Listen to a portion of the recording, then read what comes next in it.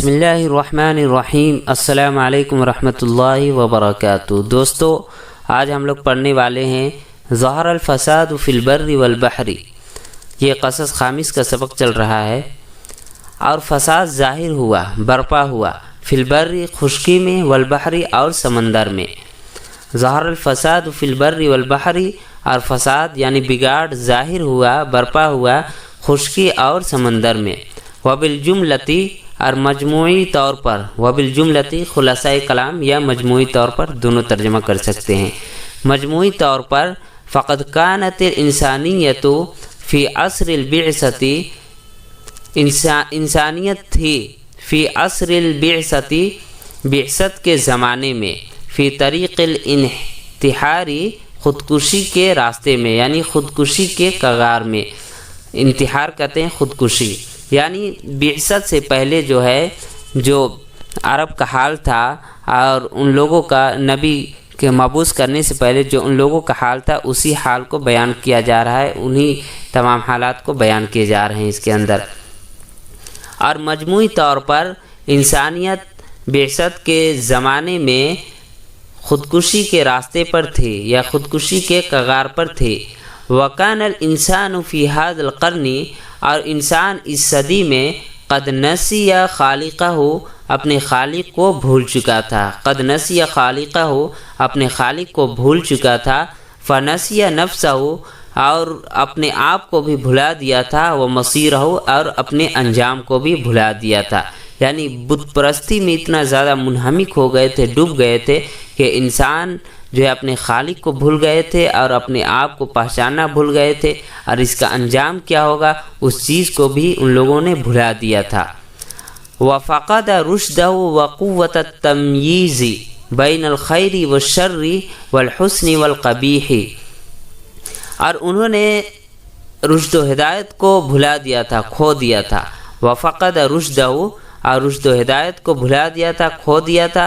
وَقُوَّةَ التَّمْيِيزِ، اور تمیز کی قوت کو، یعنی فرق کرنے کی تمیز کہتے ہیں، اچھائی اور برائی کے درمیان فرق کرنے کی جو تمیز ہوتی ہے، جو قوت ہوتی ہے، اس کو بھی ان لوگوں نے کھو دیا تھا۔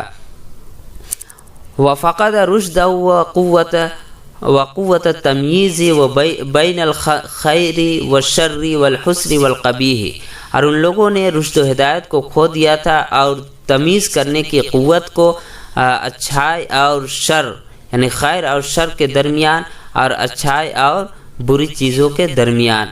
وَرُبَمَا كَانَ إِقْلِيمٌ وَاسِعٌ، اور بسا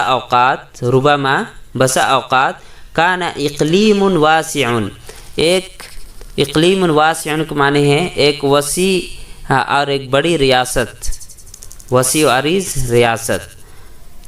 اب بسا اوقات ایک وسیع و عریض ریاست ہوتی تھی، ایک بڑی ریاست ہوتی تھی۔ لیس فیہ احد، جس میں کوئی ایسا شخص نہ ہوتا تھا، یہمہ دینہ، جو اپنے دین کو، جو اس کا دین اس کے لیے اہم ہو، یعنی جو اپنے دین کو اہمیت دیتا ہو۔ وَيَعْبُدُ رَبَّهُ، اور اپنے رب کی عبادت کرتا ہو۔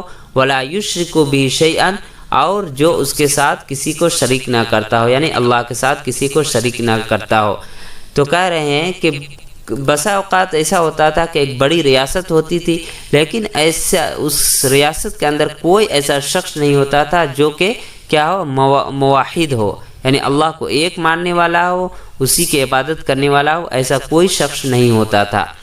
وصدق اللہ العظیم، اللہ تعالیٰ نے سچ کہا ہے کہ ظہر الفساد فی البر والبحر، فساد ظاہر ہو گیا خشکی اور سمندر میں، بما یہاں پہ بات جو ہے بیان کر رہا ہے، کس وجہ سے، سبب بیان کر رہا ہے، ان اسباب کی وجہ سے، ان وجوہات کی بنا پر، ما کسبت ایدی الناس، جو لوگوں نے کیا، جو لوگوں کے ہاتھوں نے کمایا، لفظی ترجمہ ہے، یعنی جو لوگوں نے کیا، یعنی لوگوں کے اعمال کی وجہ سے کیا ہے، سمندر اور خشکی میں فساد ظاہر ہو چکا تھا۔